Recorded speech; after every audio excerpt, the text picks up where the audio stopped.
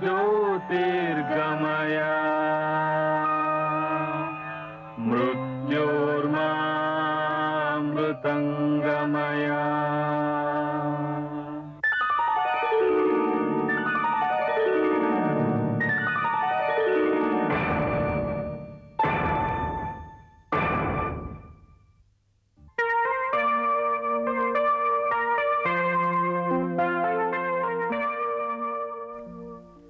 Hi students, welcome back to the next session.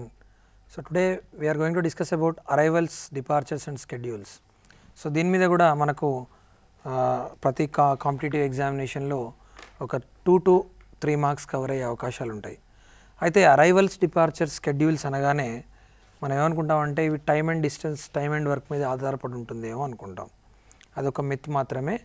So arrivals, departures and స్కెడ్యూల్స్కి మనము ఎటువంటి time సంబంధించిన formulas కానీ అవి కానీ వాడడం జరగదు. ఇంగ్లీష్ లాంగ్వేజ్ కనుక మనకు చక్కగా అర్థమైనట్టయితే ఈ టైమ్ అండ్ డిస్టెన్స్ ప్రాబ్లమ్స్ని ఈజీగా మనం సాల్వ్ చేయొచ్చు. ప్రతి ప్రాబ్లం కూడా దాదాపు 30 సెకండ్స్ లోపే తీసుకోవడం జరుగుతుంది. సో ఒకసారి మనం ఈ అరైవల్స్, డిపార్చర్స్, స్కెడ్యూల్స్కి వస్తే అసలు ఏం జరుగుతుంది, అసలు ఎలా ఉంటాయి ప్రాబ్లమ్స్, మోడల్స్ ఎలా ఉంటాయి. ఇక్కడ ఉపోద్ఘాతం చెప్పడానికి ఏమీ లేదండి. మామూలుగా ఇంగ్లీష్ లాంగ్వేజ్ అర్థం చేసుకుంటే చాలు. వీటికి ఎటువంటి ఫార్ములాస్ మనకు అవసరం లేదు. దైనందిన జీవితంలో whatever the thing that we are observing in our daily life, మనం రోజు గమనిస్తుంటాం జనరల్గా. సో ట్రైన్ ఎక్కడము, ట్రైన్ దిగడము, సో ఇలాంటి వాటి మీదనే ప్రాబ్లమ్స్ బేస్డ్ అయి ఉండడం జరుగుతుంది. సో టాపిక్ నేమ్ వచ్చేసి అరైవల్స్, డిపార్చర్స్ అండ్ స్కెడ్యూల్స్. చూద్దాం అసలు ఎలాంటి క్వశ్చన్స్ అడుగుతాడో, దాని పద్ధతి ఎలా ఉంటుందో ఒకసారి గమనిద్దాం. సో మీరు నోట్ చేసుకోవాల్సిన అంశం ఏంటంటే, in the arrivals and departures the problems based on these topics will involve situations where 2 or more elements, that is example you can take trains or persons are traveling, and then we need to analyze the situation and find out the arrival or the departure time or the total time required. అంటే ఏమీ లేదండి, arrival ఎప్పుడవుతుంది, departure ఎప్పుడవుతుంది, రెండిటికి సంబంధించిన total time ఏముంటుంది అనేది తెలుసుకోవడానికి ఇటువంటి problems దోహదపడతాయి. So generally the problems based on these topics always definitely involve the situation. ఎలా అయితే ఇక్కడ నేను మీకు స్లైడ్ వేసానో 2 or more elements, trains or persons ఏవైనా కానివ్వండి, ఓకే, ఏది తీసుకున్నా రావడము పోవడం, అంటే ఏ టైంకి వస్తుంది, ఏ టైంకి వెళ్తుంది అనేది మనం కనుక జాగ్రత్తగా గమనిస్తే we can get the answer quickly. So problems based on these topics mainly involve with the times. Next, this topic is different from time, speed and distance as it does not involve using those formulae. అంటే మనకు ఎటువంటి formula ఇందులో వాడడం జరగదు. ఏం sir మనం మనకు గుర్తుండాల్సింది ఏంటి అంటే, the problems based on arrival, departure test once logical inter operations. Logical inter operations అంటే ఎక్కడ మనం అడిషన్ చేయాలి, ఎక్కడ మనం సబ్ట్రాక్షన్ చేయాలి, ఈ రెండింటి మీద కూడా మనకు అవగాహన అనేది తప్పకుండా ఉండాలి. ఆ అవగాహన మీకు రావాలంటే understanding the English is quiet important. So English language కనుక మనకు అర్థమైనట్టయితే ఇటువంటి ప్రాబ్లమ్స్లో ఎలాంటి ఫార్ములాస్ వాడకుండా మనం ఎగ్జాజరేట్ చేసుకోవచ్చు. సో నెక్స్ట్ కనుక చూసినట్టయితే ఒక ఎగ్జాంపుల్ తీసుకుందాం. ప్రతి ఎగ్జాంపుల్ అంటే ఈ టాపిక్ వచ్చేసి ఎగ్జాంపుల్ ఓరియంటేషన్ ఎక్కువగా ఉన్న టాపిక్. సో నేను ఇప్పుడు ప్రతి స్లైడ్కి మీకు టైం ఇస్తున్నాను, మీరు దయచేసి హ్యాపీగా నోట్ చేసుకోండి, తర్వాత సొల్యూషన్ చూడండి. So I'm reading it out also once and twice, please make a note of it in a quick succession of time. So ఎగ్జాంపుల్కి వస్తే ఒక ఎగ్జాంపుల్ చూద్దాం. ఇది రోజు మనం గమనించే అంశమే. ఎగ్జాంపుల్ చూస్తే, Mallu goes to school by bus. బస్లో వెళ్తున్నాడట Mallu. The bus takes 2 hours to reach the school. ఇంటి నుంచి స్కూల్కి చేరాలి అంటే 2 గంటల సమయం పడుతుంది. If the bus reached the school at 9:30 AM, ఒకవేళ కనుక స్కూల్కి బస్ 9:30కు రీచ్ అయినట్టయితే then at what time did Mallu leave from his home. చూడండి, క్వశ్చన్ అర్థమైతే చాలా ఈజీ, అర్థం కాకపోతే కష్టం. ఒకటే సింగిల్ స్టెప్లో ఆన్సర్ చేయొచ్చు. మళ్ళీ ఒకసారి చదువుతున్నానండి. Mallu goes to school by bus. The bus takes 2 hours to reach the school. If the bus reached the school at 9:30 AM, then at what time did Mallu leave from his house. అంటే ఇక్కడ మనం గమనించాల్సిన అంశం ఏంటంటే, ఎన్ని గంటలు పడుతుంది స్కూల్కి రీచ్ కావడానికి, స్కూల్కి రీచ్ అయిన టైము ఎంత.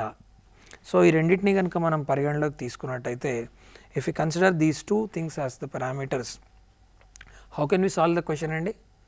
It is a quite simple thing. Whatever the 9:30 AM is there, from that you have to subtract 2 hours. అంటే 9:30 AM లోంచి 2 గంటలని సబ్ట్రాక్ట్ చేయండి, ఆబ్వియస్గా మీకు ఆన్సర్ వస్తుంది. అయితే ఇక్కడ AM PM అనే దగ్గర కూడా మనం జాగ్రత్తగా గమనించాల్సిన అంశం ఉంటుంది. 12 అంటే AM స్టార్ట్ అయ్యి 12 దాటితే అంటే మధ్యాహ్నం 12 దాటితే ఆ సమయాన్నంతా కూడా PM అని పిలవడం జరుగుతుంది. ఎప్పుడైతే మనం ఈ హవర్స్ యాడ్ చేస్తున్నామో మనం గమనించాల్సిన అంశం ఏంటంటే అది మధ్యాహ్నం క్రాస్ అవుతుందా. 12 క్రాస్ అవుతున్నట్టయితే AMని PMగా రాయాల్సి ఉంటుంది. ఓకే, మళ్ళీ రాత్రి 12 వరకు ఆ PM అలాగే నడుస్తుంటుంది, మళ్ళీ 12 తర్వాత AM స్టార్ట్ అవుతుంది. అంటే మిడ్ నైట్ లేట్ నైట్స్లో అంతా AMగా, మధ్యాహ్నం మనం చూసే టైం అంతా PMగా జనరల్గా రాయాల్సిన అవసరం ఉంటుంది. సో ఈ క్వశ్చన్కి ఆన్సర్ కనుక మనం చూసినట్టయితే let Mallu leave is home at X AM, so X + 2 hours = 9:30. అంటే ఇంటి దగ్గర నుంచి 2 గంటలు పట్టింది. So X + 2 hours = 9:30 AM. So X ఆబ్వియస్గా 9:30. X ఇవన్నీ రాయాల్సిన అవసరం కూడా లేదు. 9:30లోంచి 2 hours సింపుల్గా తీసేస్తే 7:30. 2 గంటలు ముందుకు పోయినప్పటికీ కూడా అది ఉదయం సమయమే కాబట్టి 9:30 AM - 2 hours అంటే 7:30 AMగా రాయడం జరుగుతుంది. చూడడానికి చాలా చిన్న ప్రాబ్లమే ఇది, కానీ కొన్నిసార్లు మనం కన్ఫ్యూజ్ అయ్యే అవకాశాలు ఉంటుంది. ఎక్కడ ముఖ్యంగా AM to PM కన్వర్జన్లో. సో ఈ ప్రాబ్లమ్ సొల్యూషన్ ఈ విధంగా తీసుకోండి. Let Mallu leave his home at X AM. So X + 2 hours అంటే ఇంటి దగ్గర నుంచి బయలుదేరింది X అనుకుంటే +2 hours కలిపితే 9:30కి రీచ్ అయిన టైం అవుతుంది. So X = 9:30 - 2 hours, that will be 7:30 AMగా రాయడం జరుగుతుంది.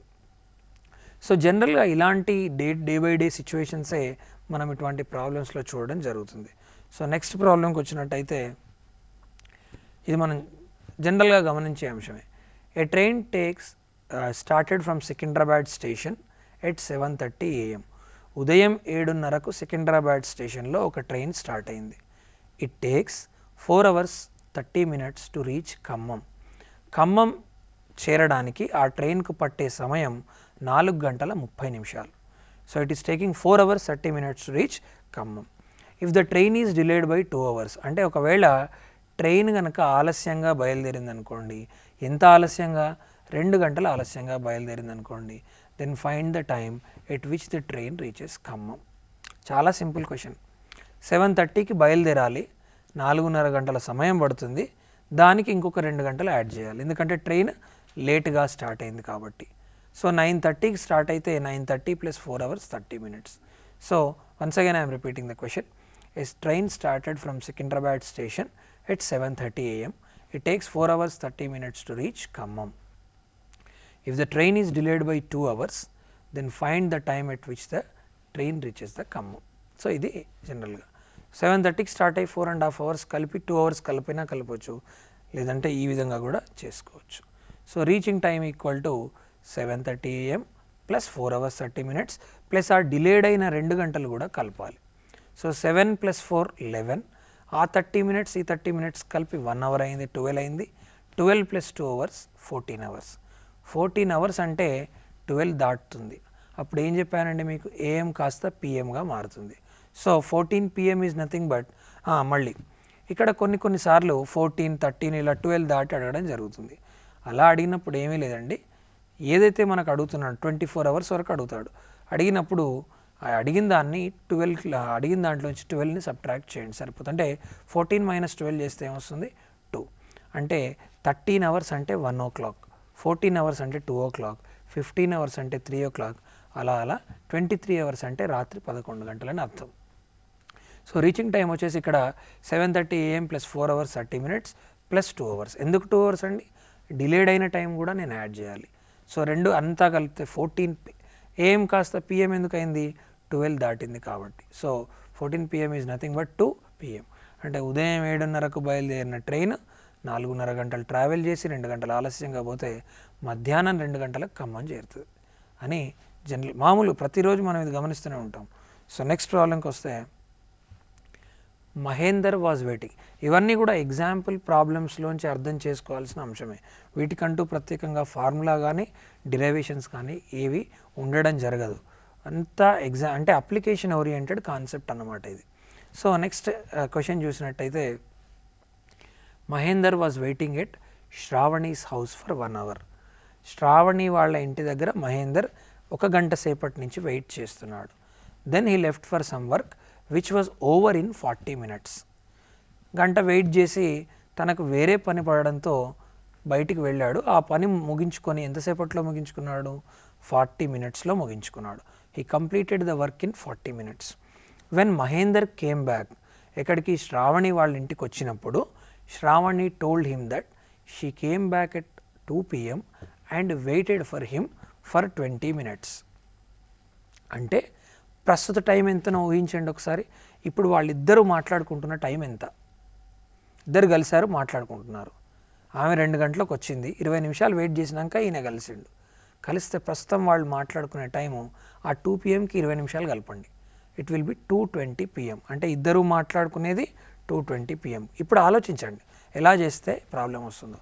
At what time did Mahender reach Sravani's house initially. అంటే మొట్టమొదటిసారి మహేందర్ శ్రావణి ఇంటికి ఎప్పుడు వెళ్ళాడు అంటే ఏం చేయాలి?